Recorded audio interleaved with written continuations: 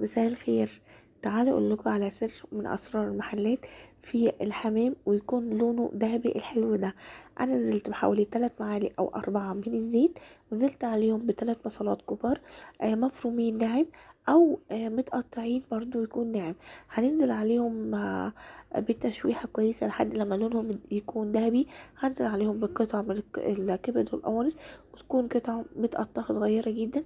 هننزل عليهم بالتوابل ملح وفلفل وربع معلقة من الكمون وربع معلقة من القرفة بتودي الحمام في حتة تانية خالص. لو مش حابين مفيش مشكلة. وبعد كده لما يتشوحوا كويس هننزل عليهم بكمية الرز على قد كمية الحمام. يعني فرد الحمام بياخد حوالي نص كوباية من الرز. وبعد كده هنحشي الحمام واحدة واحدة، وهنسيبه لحد لما المية تغلي، وهننزل بالتوابل بتاعتنا وهنسقط الحمام. هياخد بالظبط